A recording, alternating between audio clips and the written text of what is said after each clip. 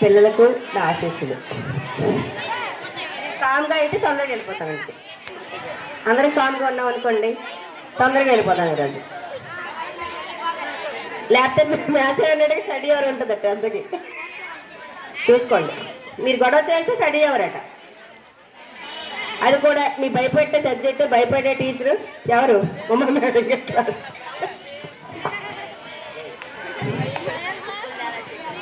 అందరికీ మరొకసారి happy children's day. Okay dear students, అంటే చిల్డ్రన్ అనగానే మనకి మామూలుగా చెప్తారు ఏంటమ్మా, రేపు పిల్లలు, ఇప్పుడు బాలుడు రేపటి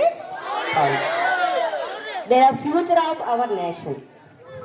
student children are future of nation. అందుకే ఎవరికైతే ఏ దేశంలో అయితే తక్కువ అంటే చిల్డ్రన్స్ ఎక్కువ ఉంటారో వాళ్ళ క్రాఫ్ట్ బాగుంటుంది, వాళ్ళ డెవలప్మెంట్ బాగుంటుంది. ఎందుకంటే కష్టపడే తత్వం, నేర్చుకునే తత్వం ఎవరికి ఉంటుందంటే చిన్నపిల్లలకి ఎక్కువగా ఉంటుంది. మాకంటే మీరు ఎక్కువ నేర్చుకోగలరు. కాబట్టి చిన్నపిల్లలకి తొందరగా నేర్చుకోగలరు, నేర్చుకునే తత్వం ఉంటుంది, దేన్ని అడాప్ట్ చేసుకోగలరు. కాబట్టి children are future of our nation. అసలు మనం చిల్డ్రన్స్ డే ఎందుకు జరుపుకుంటున్నాం? ఎందుకమ్మ జరుపుకుంటున్నాం మనం? ఎవరు గుర్తుగా? ఎవరమ్మా? జవహర్లాల్ నెహ్రూ గారు. మరి జవహర్లాల్ నెహ్రూ గారు ఎవరు? ఏంటి special? First prime minister of India. ఓకేనమ్మా. అయితే వాళ్ళ అమ్మాయి కూడా ప్రైమ్ మినిస్టరేనా? ఇందిరాగాంధీ. ఓకే, చూసారా, ఒక ప్రైమ్ మినిస్టర్ ఇంకో ప్రైమ్ మినిస్టర్ని తయారు చేయగలిగారు. అతను ఏం టీచ్ చేసేవారు కాదట. My daughter must be inspired by me. Inspire అవ్వాలని చెప్పి మాటల్లో చెప్పుకున్న లెటర్. ఆయన పుట్టడమే ఆయన గోల్డెన్ స్పూన్.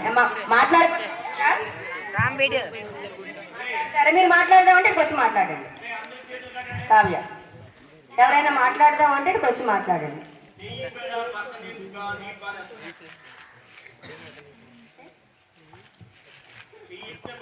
అంటే అతని గురించి ఇంక మీకు ఏం తెలుసమ్మా నెహ్రూ గారి గురించి? Okay, prime minister. ఇంకా ఎక్కువ కాలం ఐ థింక్ ఇట్స్ 67 వరకు అనుకుంటా. 47 to 67, 17 years అంతకాలం మనకి పరిపాలించారు మన దేశాన్ని. ఆయన ఏమి freedom fighter. Okay, follower of Gandhiji, అవన్నీ మనకి తెలిసినవే. అయితే అతను మామూలుగా అయితే గోల్డెన్ స్పూన్తో పెరిగారు. ఒక పండిట్ ఫ్యామిలీలో పెరిగి పెద్ద ఫ్యామిలీ నుంచి వచ్చారు. హాయిగా ఉండొచ్చు. కానీ ఆయన మనకి స్వాతంత్ర సమరంలో పాల్గొని జైలుకి వెళ్ళారు. జైలుకి వెళ్ళి మనకి ఫస్ట్ ప్రైమ్ మినిస్టర్ అయ్యారు. జనరల్గా గాంధీజీ గారు ఫాలోవర్ అయినప్పటికీ గాంధీజీ గారు ఎలా ఉంటారంటే పాత పద్ధతిలో ఉంటారు. కానీ ఇతను మోడర్న్ థింకింగ్ ఎక్కువ.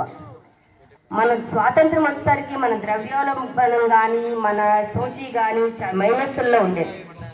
ఒకేసారి ప్రాజెక్టులు కానీ ఐఐటీలు కానీ ఐఐఎంలు కానీ అంటే మోడర్న్గా థింక్ చేశారు. అప్పుడు అలా మోడర్న్గా థింక్ చేయగలిగారు. కాబట్టి ఈరోజు మన ఇండియా అంత ఫాస్ట్గా డెవలప్ అయ్యింది. అండర్ డెవలప్డ్ నుంచి డెవలపింగ్ కంట్రీ కింద మారింది. అందులో అతని తాలూకా